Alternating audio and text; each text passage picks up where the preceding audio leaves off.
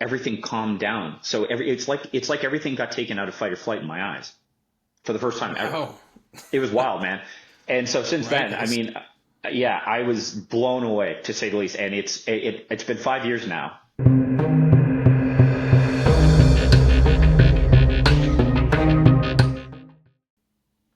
All right, Justin Holman. Yes, sir. Am I saying that right? You are. Good to Holman? see you, buddy. Holman. You too. Yeah. You too, man. It's been a while. It's funny. I just realized that I never really said your last name in that time we spent together. It was always we had the name tags that just said our Yeah. first name. Well, yeah. And I think for the longest time, I don't think we were technically supposed to know each other's names, were we? Now that I'm No. remembering it. Yeah, Yeah. that was one of the rules. You couldn't know each other's last names. Yeah. Yeah. Even first names, I think. No, I can't remember that. We used if you had a nickname, you could write a nickname down, or That I you remember. could be Yeah. called by it. Yeah, and then at Yeah. the end we had the big reveal. So Yeah. Seems like both yesterday and a whole lifetime ago, man. I know I still can't believe it was a year ago in March. Yeah. I want to get you on today because of your vast experience in brain health, Mhm. especially dealing with post-concussion syndrome and ADHD. Mhm. And you mentioned before you also battled ADHD yourself, so I'd love to get into that I do. Yeah. a bit later. For All sure. right, everyone, I'd like to start off with a bit of a background. So you have been a manual therapist for 20 years, specializing in fascia release and brain nutrition for the last 5. Correct. You provide treatment to athletes looking to avoid or heal from stubborn injuries, as well as perform a manual treatment called dynamic brain healing, created by your mentor, Simone Fortier. Fortier. Yeah. Fortier, CEO and founder of the Fascia Training Institute, which helps those battling post-concussion syndrome, ADHD, headaches, migraines, chronic stress, and sleep disturbances. You also help your patients get into the brain nutrition program, which was developed by Simone to help those suffering from post-concussion syndrome and ADHD, which has Correct. become... And actually, just to be very clear, now, not that it matters, but the new term is concussion symptoms lasting longer than a year, or lasting a year or longer. That's usually who we help the most now. Yeah. Okay, so what is the difference between like a new concussion and one that I guess persists? So basically how it works is 80% of people will heal from a concussion within about 3 to 4 weeks, no matter what you do. And these are stats that were told to me by Simone. So this is not my research. This is hers. She is the specialist on this. I just want to make that absolutely clear on that. And then what happens is ADHD and concussion they're actually intertwined, because the 20% who do not heal within the first 3 to 4 weeks of concussion, I believe, and I will fact check myself after this, but I believe it's 85% of those people have ADHD. Oh, wow. Okay. Interesting. Yeah. So there's a connection there, which is why this program that she developed is so important for people to heal from these things. Awesome. Yeah. I'm looking forward to talking about the concussion and ADHD where they meet. Yeah. And lastly, so this program has become an elite program to help athletes perform at their best and help people from all walks of life to thrive in every aspect of their lives. And you're a NASM certified personal trainer who Correct. has trained many athletes from different backgrounds. Very cool. Very cool. Yeah. So how did you get interested in this treatment program? Where did this all start?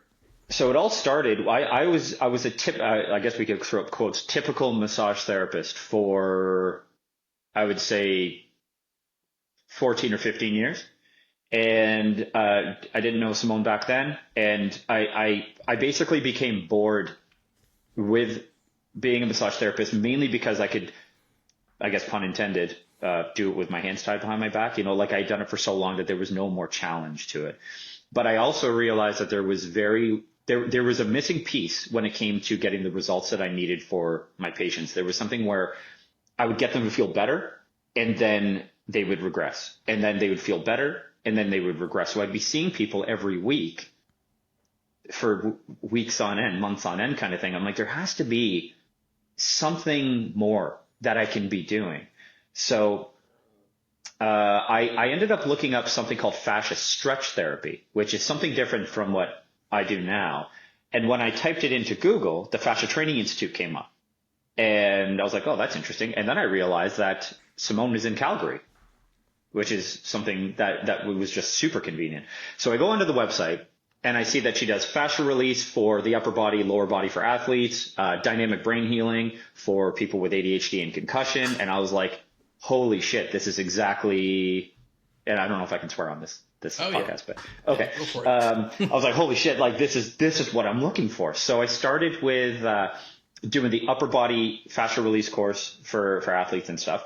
And then I did the lower body. Now she does it actually all together. So it's upper and lower body at the same time. But at the time when I first started working with her 5 years ago, she had them separated. So I did those two courses, and then I did dynamic brain healing level 1 and dynamic brain healing level 2. And so I'll go into an insane story about dynamic brain healing level 1. And this is really what made me an absolutely huge believer in this. So I was born with albinism, and with that comes a shaking of the eyes. Your eyes are always shaking. It's something called nystagmus. And I'm taking this course, and so Simone is doing this while I'm in the dynamic brain healing course. I'm lying on my back. She's got my neck in her hands, and she's doing a fascial pull on the back of my neck. And this fascial pull really affects a huge amount of the brain when you're releasing the fascia through here. And my eyes started going crazy. They started going left and right, up and down, diagonally, like around, like it was nuts for probably about 10 seconds. And then my eyes stopped moving for the first time in my life. Wow. So to put it into context or perspective, if I were to sit across the table from someone, say, having dinner, their head would be doing this all the time. Really? All the time. Yeah. So, and it was very distracting for me. And what I would have to do every 5 to 10 seconds was look away and kind of refocus. And it looks, if you're out with your buddies, it doesn't matter, but because they know about it. But if you're, say, out on a date or something, it looks weird. Like you would think kind of like, and I mean, it's no fault of anybody's, but you would probably think like, what the hell's wrong with this guy? And, but that's really what it was. So she does this thing, and she felt the shift.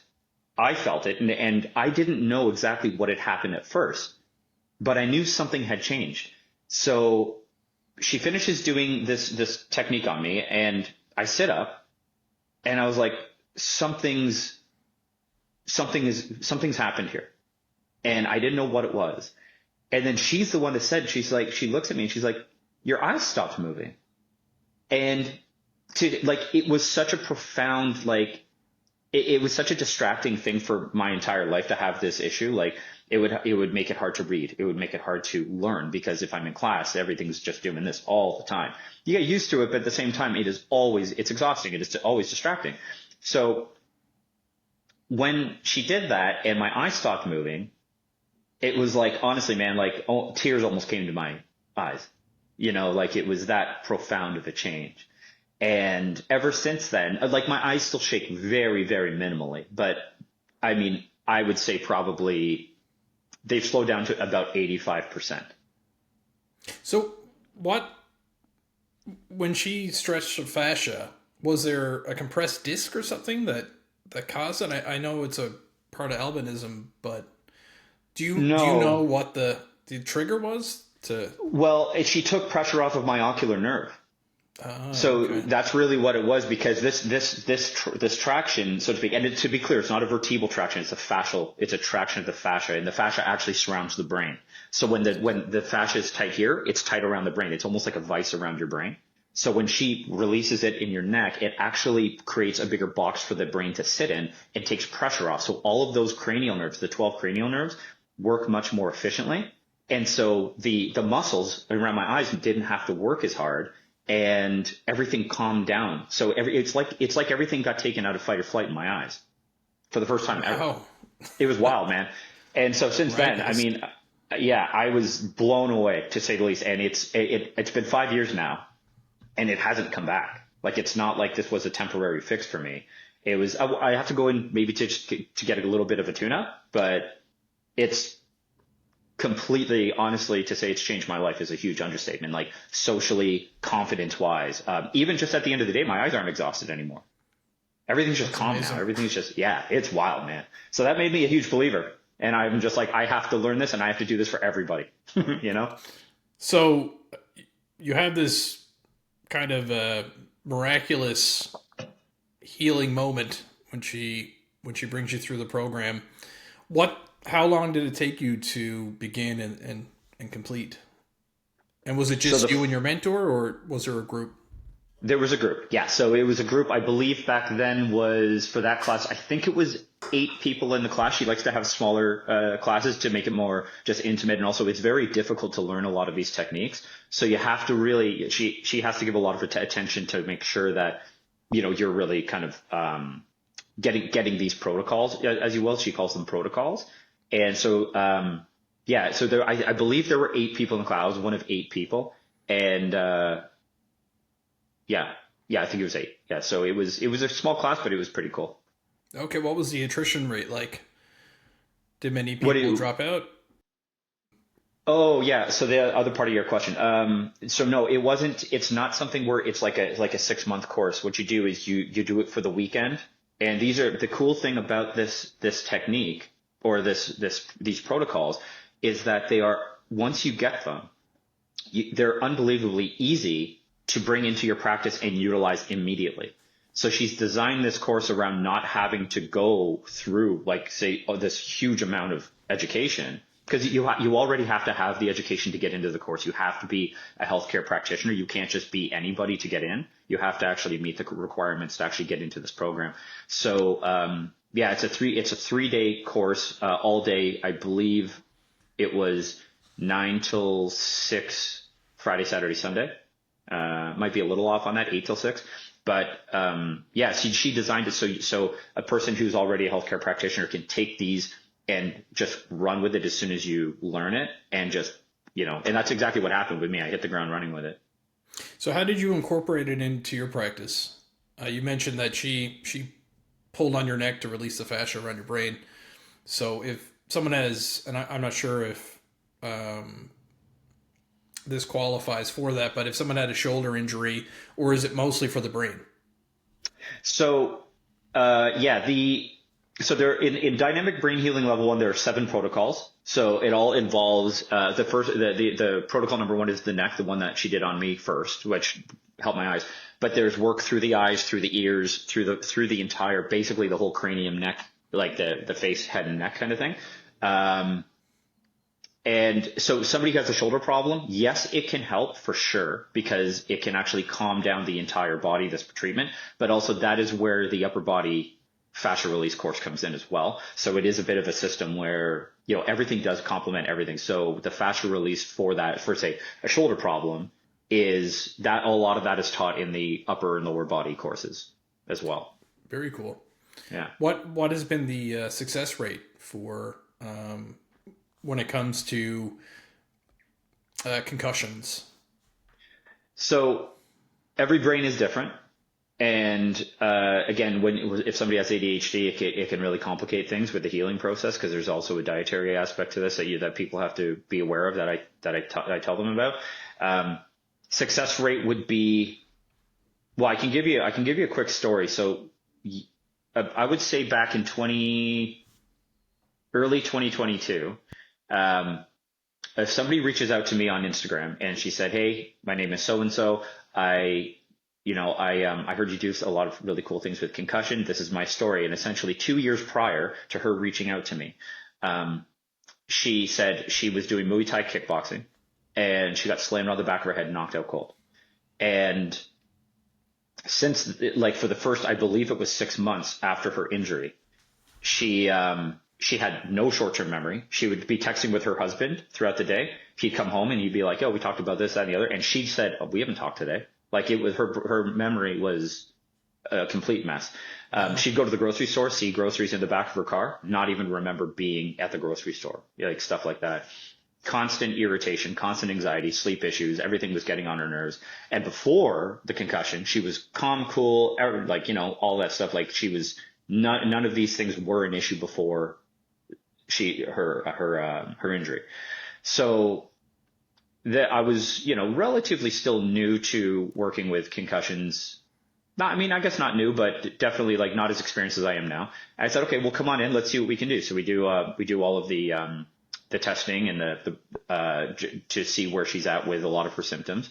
And within about 10 minutes of me holding that same hold that Simone had on me to help me with my eyes. Oh, the other thing too, I'll back up a little bit. She said all of those other symptoms she could almost deal with, but it felt like somebody was jamming their thumbs into her eyes 24/7. Oh my God. Since the accident. Jeez. She had gone to acupuncture, chiropractic, physiotherapy, massage, everything to get this dealt with her eyes. Nothing helped. So about 10 minutes into me, 5 to 10 minutes into me holding this protocol, the fascia release around, like in her neck, she just, tears started coming out of her eyes. And she said, the pressure that's been in my eyes for the last 2 years, it's like you're sucking it out with a straw. Wow.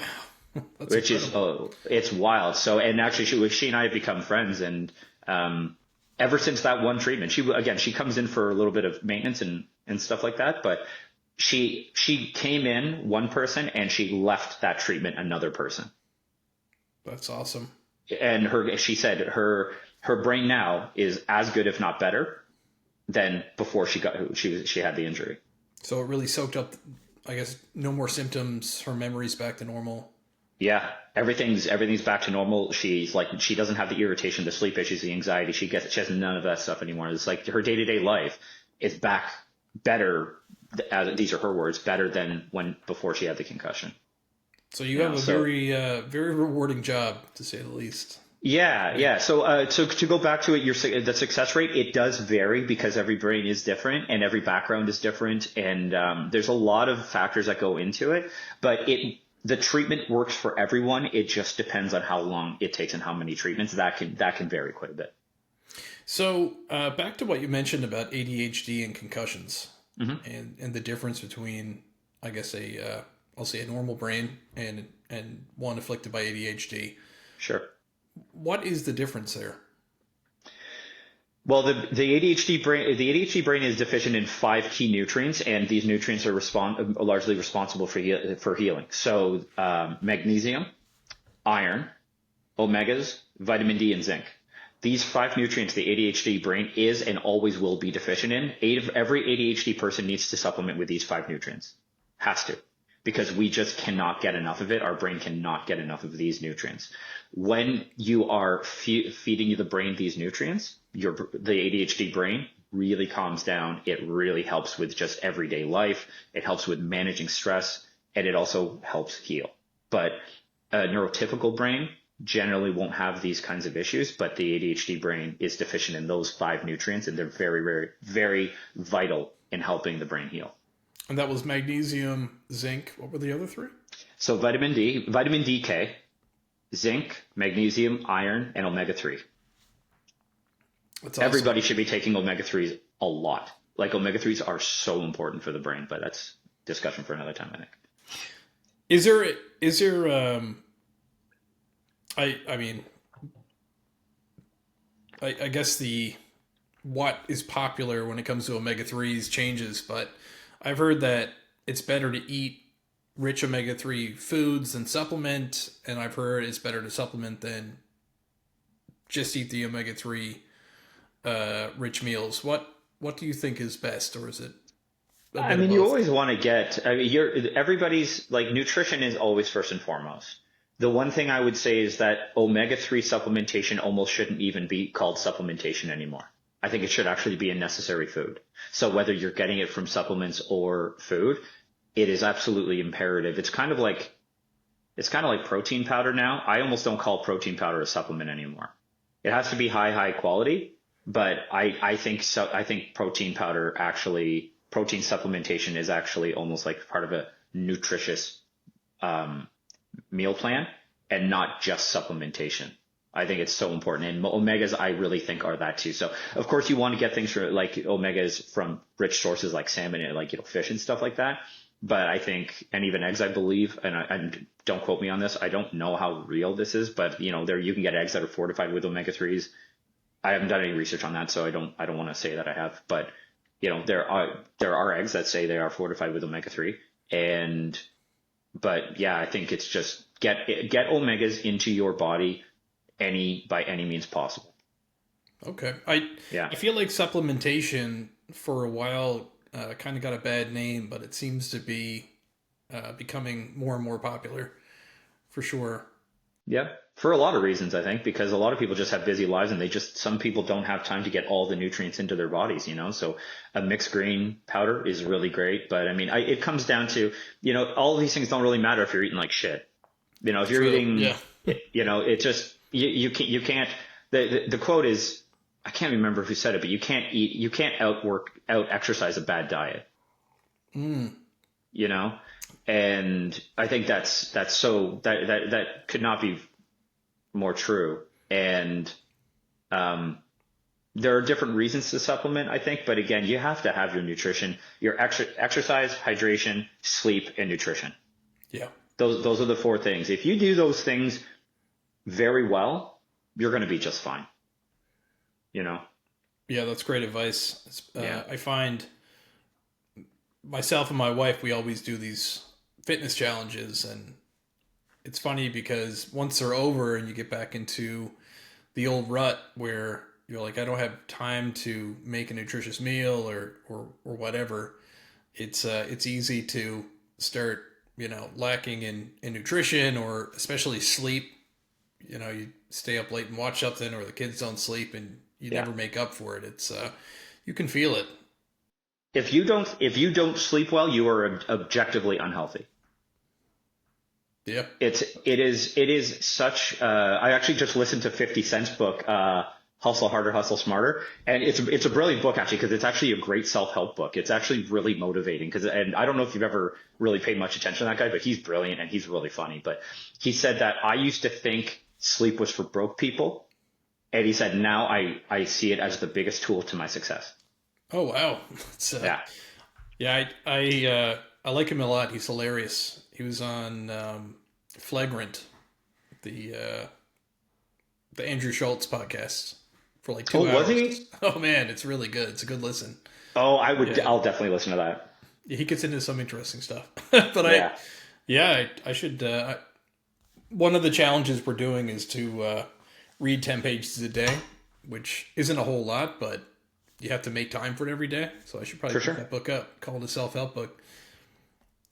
You mentioned earlier that you suffer from ADHD. When did you find out you had that? Well, I want to be clear. I don't suffer from it. It is something that when the ADHD brain is properly nourished and supported, it's an absolute superpower. It's when it's not supported. And this also comes down to sleep and especially nutrition, because like the ADHD brain needs more, right? So yes, you can suffer from it if you're not doing the right things, or it can be your biggest ally and asset. So there definitely are two sides to it for sure. So actually Simone is the one that told me. I didn't even know I had it for the longest time. I just thought I was different. I always thought that I was socially awkward. I was always anxious. There was always a dark cloud over my head. I was always irritable. I wasn't sleeping. I would always do these quirky things. I'd forget everything. I would be disorganized, procrastinate. All of that is ADHD when it's not supported and nurtured the right way. So she's the one that told me about this 5 years ago. She said like 1,000%. And I'm not quoting her because I can't remember exactly what she said. But basically she said like no question. And she is the ADHD expert. So she knows. And she said 100%. So I actually said that to a friend of mine. I said, apparently I have ADHD. And she's like, yeah, you didn't know that? I was like, no. She's like, yeah, you know all that weird shit you do? That's ADHD. I was like, fuck. So for the longest time though, I just thought I was different. I had trouble connecting with people. I had trouble, like I used to look at other people and socially and just be like, how can you be so confident and comfortable in this situation? It's because I had no idea what was going on inside my head until Simone brought this to my attention. And I was like, all of this makes sense, you know? Yeah. So 5 years Yeah. ago, give or take, yeah. So a little later in life. Yeah, I found out about it as an adult, not as a child. But looking back as a child and all of like the behavioral issues, the just overactivity, like all that stuff, now it makes sense to me. Whereas before I thought, something's wrong with me? Now I understand that there's nothing wrong with me. It was just my brain asking me for help. Gotcha. And so that created an inability to connect with others, I guess. Having that. Yeah, ADHD can definitely contribute to some social awkwardness for sure. ADHD people do not have any time for small talk. We don't like pleasantries. We only really engage in conversations that we find interesting. If we don't find it interesting, we just completely just our brains just go elsewhere. We'll hear a car horn outside, and we'll pay much more attention to that car horn, wondering what kind of car it is, if it's a V8 or is it a V6 and stuff. And they'll be thinking about this in your head while the other person's trying to talk to you, and you're just completely tone deaf. Wow. Yeah. Someone close to me recently found out that they have ADHD. So it's someone in my family. So we've been learning more about it. And a lot of the things you're talking about, it makes sense. You know, I can see it. And one thing that was mentioned to us was there is kind of a dopamine deficiency. So things have to, and you could tell me this better than I could tell you, but what was explained to me was that there's a dopamine deficiency. So if there is a boring job you have, it's like the worst thing ever for someone with ADHD because they're not getting any dopamine from it. So it's hard for them to be inspired to work at that particular job. Yeah. So I want to be absolutely clear. I am not a doctor and I am not a neuroscientist when it comes to this. So just take that for what it is. If it, like Simone she's the one that knows all about this. She's the one that's done the research. I'm going off of what she is telling me. So I just want to be absolutely clear about that. And I do not give medical advice. I'm not a doctor. So I just want to get that out of the way. Fair enough. What's been told to me is that through her is that it's actually for a lot of people, there are different types of ADHD.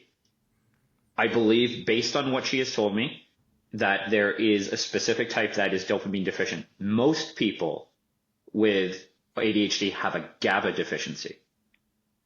And so there are four main neurotransmitters. There's serotonin, acetylcholine, dopamine, and GABA. Dopamine, acetylcholine, and serotonin are excitatory.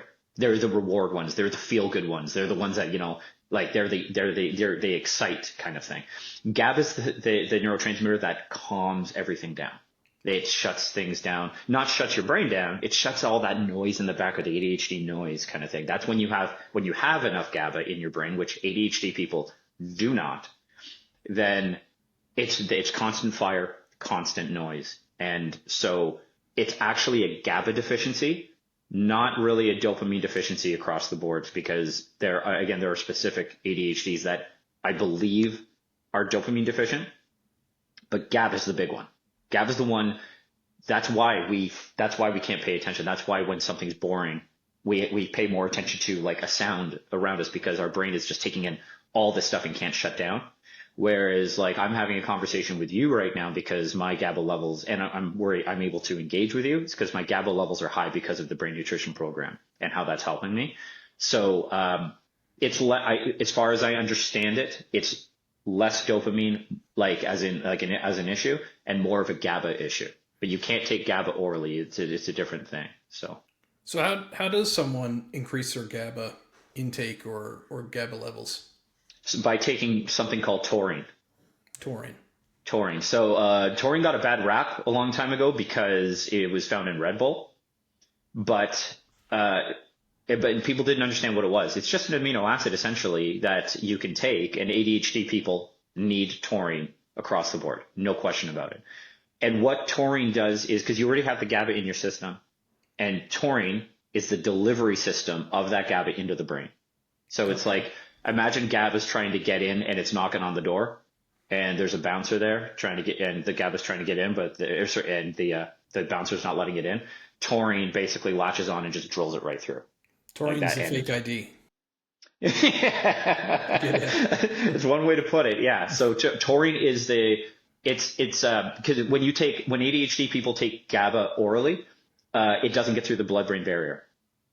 So the taurine is what helps taurine, essentially, to make it super simple, it's the delivery system of the GABA, for the GABA. Okay. Yeah. Interesting. Yeah. You mentioned before that if you have your ADHD under control, it can be a superpower. Mm-hmm. What does that look like? Well, no one can work as hard as somebody with ADHD. No one can. But the ADHD brain has got to be supported and nourished, and the power of it has to be harnessed properly. And actually, I'm about to post something on Instagram about this. But you know, like back in the day, Street Fighter. You know, remember Ryu with the Hadouken type thing? I do. Yeah. He's got that ball of energy that's building, and then he unleashes it. That is ADHD when it's supported. That's the ADHD brain when it's supported. It's an absolute superpower. You can focus for hours on end without crashing. You don't have the anxiety. You don't have the overthinking. You don't have the procrastination. You have clarity. So when the ADHD brain is not nourished, it's like, say you have 5 things to do in the day, whatever they are. That to an ADHD brain that is not supported is extremely overwhelming. If the ADHD brain is supported, then it's just one, then the next, then the next, then the next. That's what a neurotypical brain or person would usually do. But with ADHD, it's like we're also perfectionists. So if we can't do something right the first time, we don't want to do it at all.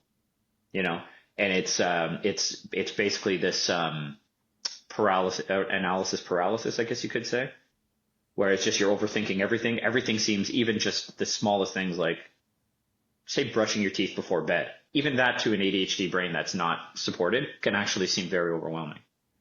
You know. Do you think there's any modern day factors that play into people with ADHD not being able to harness the positive effects of ADHD, and they get overwhelmed by, being bored and things taking their attention? Do you think there's anything that we have adopted, maybe screen time, maybe our diets nowadays, where people can't harness the positive effects? Yeah, I mean, I will speak very anecdotally. Again, I'm not a nutritionist or anything like that, so I just want to be careful not to kind of give any advice that I'm not educated in. But yes, I definitely overstimulation. There's overstimulation of social media. Our brains are not being fed the right things. If anything, they're being fed the wrong things, which causes chaos in the ADHD brain. Sugar is poison for an ADHD brain. Somebody with ADHD should not. You can eat carbs, healthy carbs, no problem. Sugar should never be eaten by an ADHD person. It is poison for their brain. It is an absolute mess, which is why a lot of kids with ADHD, the parents don't know not to feed their kid sugar, and their kid has behavioral problems and goes off the walls, and just that's one of the reasons, because their brains are on fire. So yeah, there's a lot of environmental stressors that just never used to be the case. One thing is like doom scrolling. For an ADHD person is the worst thing you can do. Like, if you're just like scrolling on social media aimlessly, I know it's hard because it's a way for your brain to relax, but it actually is doing the opposite. And when it's actually causing the brain a lot of harm, I guess you could say, especially for an ADHD person. For anybody though, nobody should be doom scrolling. It's awful. But yeah. Yeah. It's a dopamine slot machine. 100% dopamine slot machine. The other thing too is for, I was on the train. I don't know. It was a while back, but I never go on my phone when I'm on the train. I actually like to just kind of have I have my headphones on and just kind of listen to some tunes. I was looking around this train, and every single person sitting or standing on this train was like this. And they were just like, very common. Yeah. Their heads down. What happens when your head is down like that? You're actually dumping dopamine out of your brain, literally. And so you have the doom scrolling on top of actually the physical position of actually dumping dopamine out of your brain, quite literally. So it's a 1-2 punch for the brain. And people wonder why they're always exhausted, and they're always cranky, and they get home and they're just fatigued mentally. It's like, yeah, because you've been on your phone all day, you've been on the computer all day, you've had the wrong kind of stimulation, you know? Oh, it's crazy. We went out for supper recently, and we sat at our table and looked around, and like there could be two people at a table, there could be four, and they're all looking at their phones, and it's a you're getting all this dopamine for nothing, and it's the crash.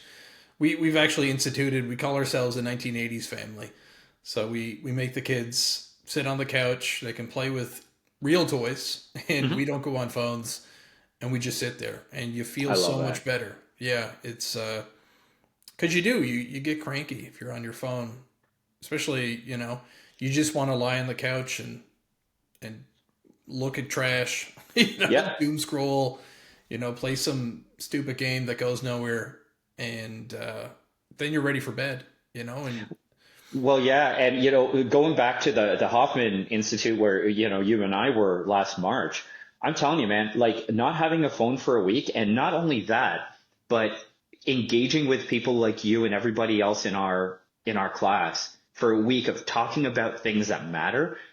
It's like your brain it's like doing a happy dance all the time, even if it's talking about things that are hard or things that aren't necessarily positive.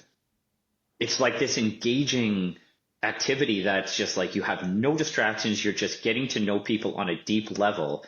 And it was like, I actually said this to Simone afterwards. I said, I don't even think I knew what real connection was until I went to Hoffman Institute in a way. Yeah. Because it was always like, I always expected more superficial conversations. And, as we were talking about before with men not really getting into their feelings and stuff like that when they're with their friends, it's all about, watching the game or breaking each other's balls, which is fine. But we're not talking about the things that really matter. So having a week with all of you guys and guys and girls just kind of talking about the stuff that's really going on within us and not having the distraction of a phone to numb out. It was like, I don't know, man. It was like a massage or a big hug for the brain to me. I thought it was so cool. Oh, it was, I mean, you're really talking to people. You're not waiting for an email or a message or to go on your phone. You're talking to people. You're looking in their eyes. They're looking in your eyes. They're real conversations. Totally. I hated when they gave all our phones back, and it was like a heroin addict getting heroin again. Yeah. That was fun, but back to the phones. And you could see the conversations degrade once the phones came out. It was. I know. Yeah. It took, actually, I think I took a couple hours to turn mine on because I was just looking at this thing, just thinking, like, it's not, the phone itself is not inherently evil. The social media itself is not inherently evil. It's what people choose to do with it. Mm-hmm. And it was one of those things where, I don't know, man, it was like the detox from that phone on top of just the work we were putting in and getting to know you guys was just, I don't know. I thought it was one of the funnest parts and the most rewarding parts of my recent life for sure. Absolutely. Yeah. I hope that in the future phones are kind of like smoking, where it's rare and frowned upon to be on it all day. So 100%. Yeah. You mentioned ridding yourself of toxic relationships. We all know guys out there, and we all know people out there that find themselves in toxic relationships. Some people, it seems like every relationship they find themselves in is toxic. What was the path you took to get rid of them, and what were some of the red flags that you noticed? So the relationship that ended last year was not toxic. It was just two people who maybe, it just didn't connect. Like, I have nothing but amazing things to say about her. That was not toxic. What was toxic for me was the friendships that the things that I thought were friendships were not. Mm-hmm. And it was when I started having different priorities in my life via, really focusing on my career, getting the supplements off the ground, the brain nutrition program, helping Simone with that, just having a lot of really, really constructive, awesome things in my life, and not just going out and shooting the shit with people and, not being available if somebody texts you and is just saying, hey, are you available? Or you want to go hang out? You want to go do this, that, and the other? And usually that would include going to the bar or something like that.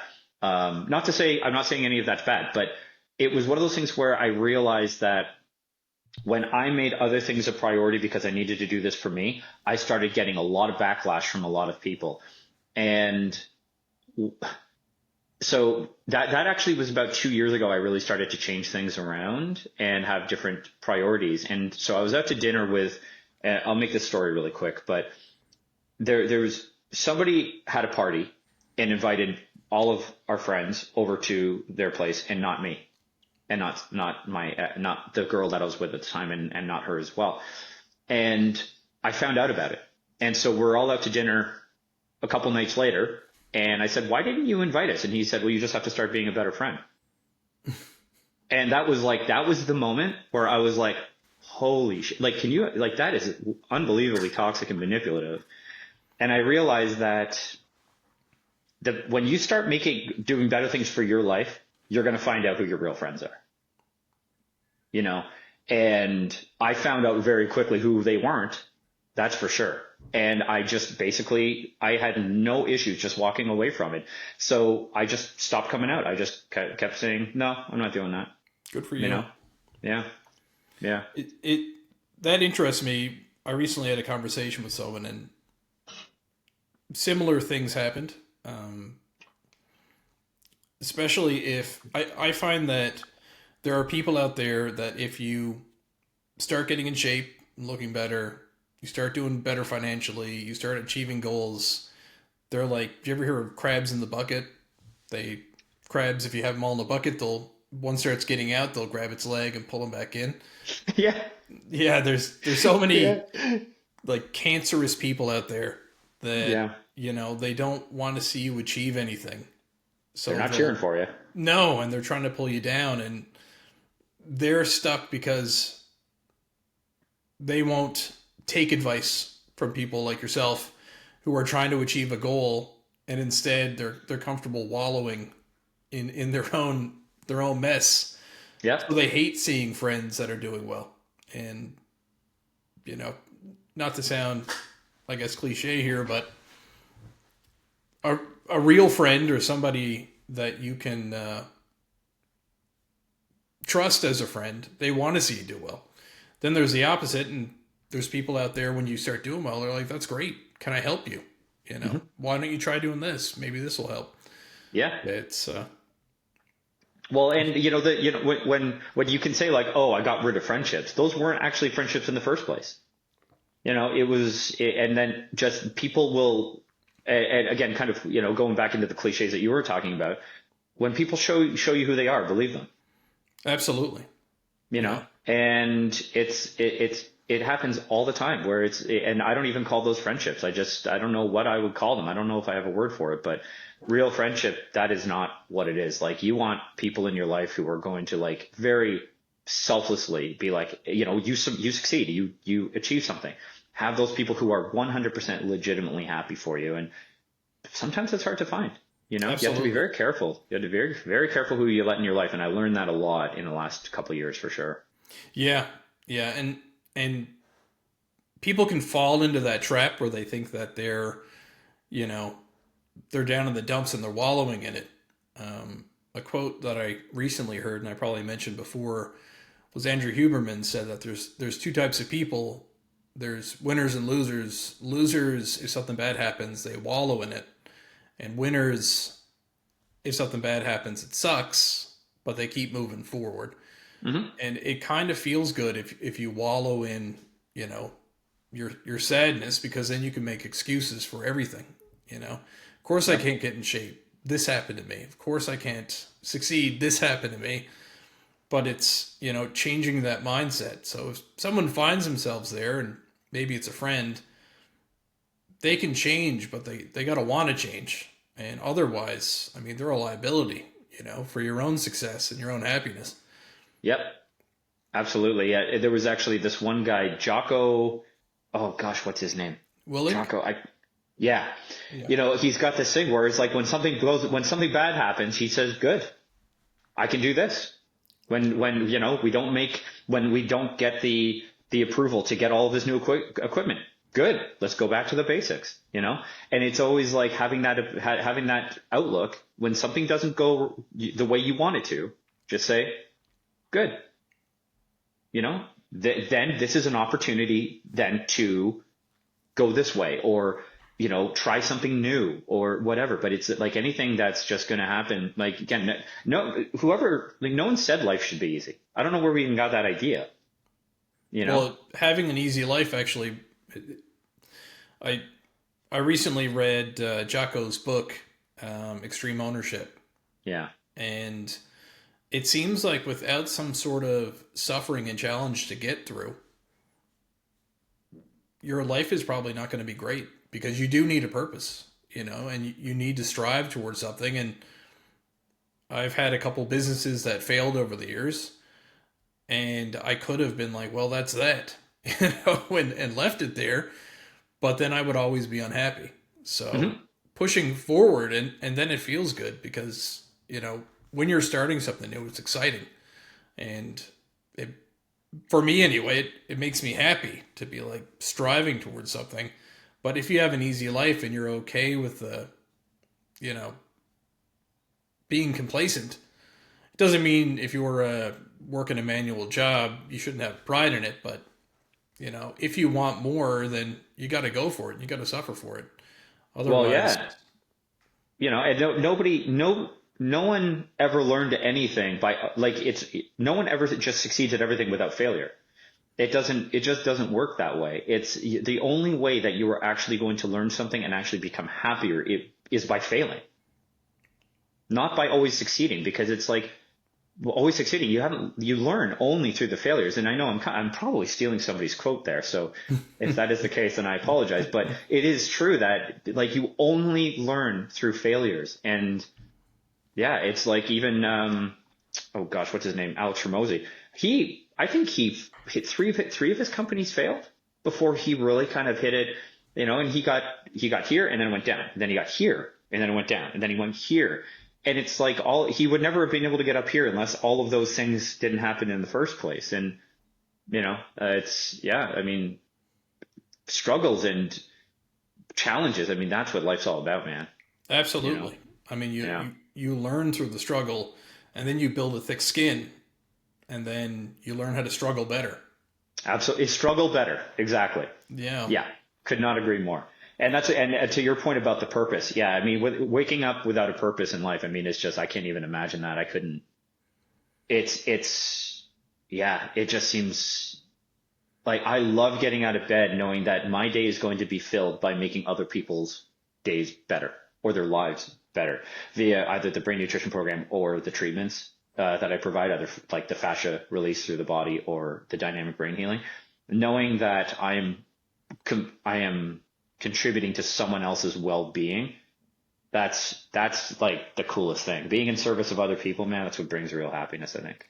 That's awesome. Well, I remember when I first met you, there was something about you. Like, you had a general happiness about you. And then when we were all chatting and specifically, there was one guy there that it sounds like he probably had a concussion. He was playing a sport and fell, and just hearing you talk about it, I was like, this guy loves his job. The thing he does is very important to him, and it really shows, because, you love your job, and then everything else seems like it falls into place. Yeah, I would say the in-person practice has been going very well. And going back to the struggles, it's, getting the brain nutrition program into people's bodies and minds and stuff is like, that's the challenging part right now, but that's what I'm focusing on this year. Last year was really shoring up the in-person practice. And now it's all about getting brain health, really kind of to the forefront and stuff. And, I'm not knocking pharmaceuticals in any way, shape, or form. I don't know anything about those things. And the brain nutrition program is not anti anything. It's only pro brain nutrition program. So you can be on the brain nutrition program while you're on whatever you are using for your mental health. Again, I just want to stay away from that, because I don't talk about pharmaceuticals, because it's just not my lane.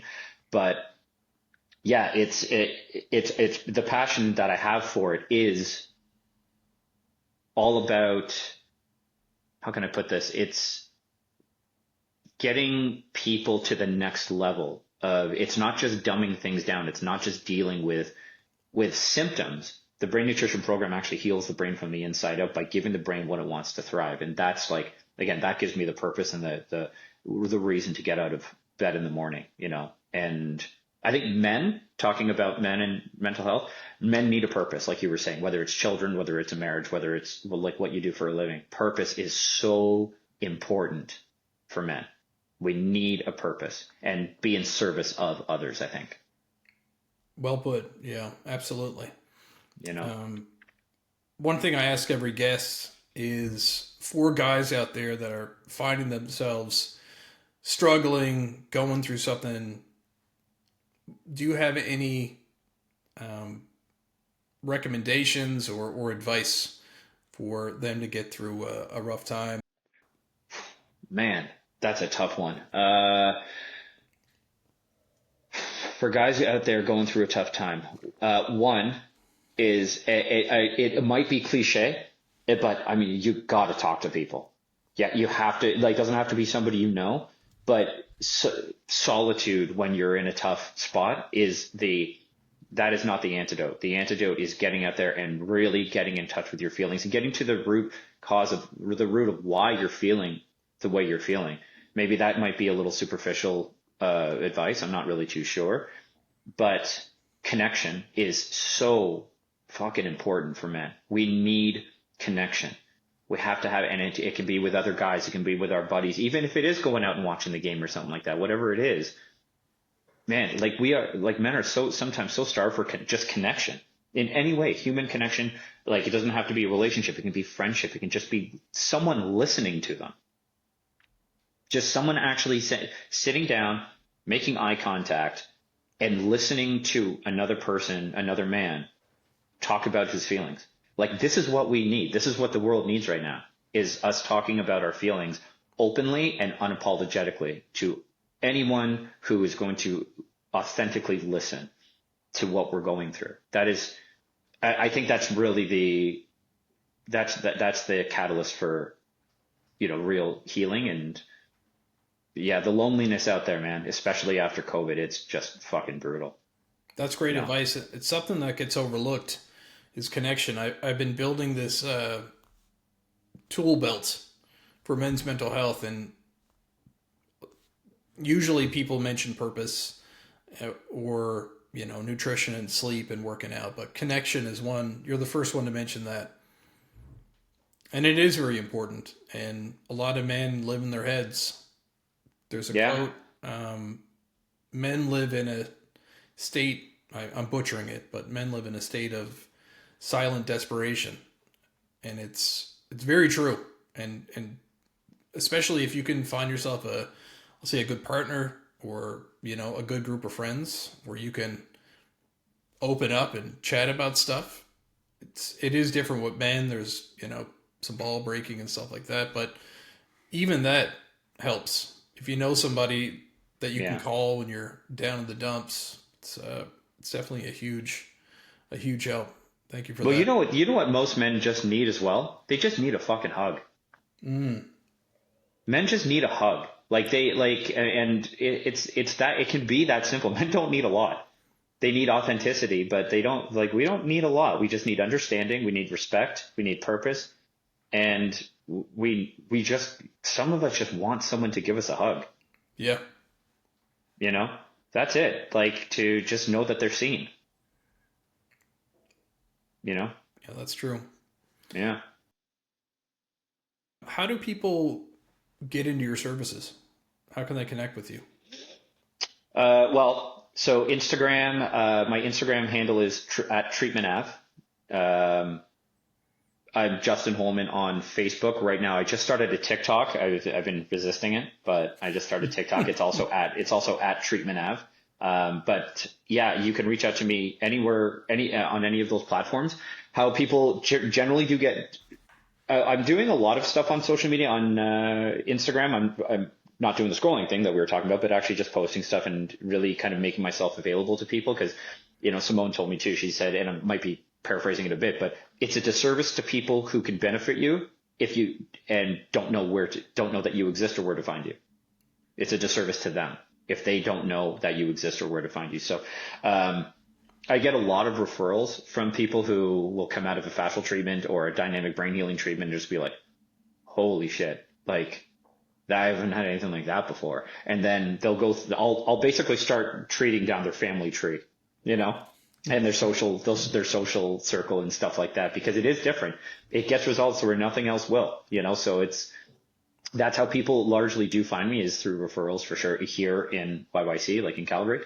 But for the brain nutrition program, that can be for anybody. That doesn't have to be local. That can be anybody who's out east, out west. And if anybody is in the States, if they end up watching this and they want to get into the brain nutrition program, I can refer them to Simone, who also lives a lot of the year down in Arizona, and she can help them out with that.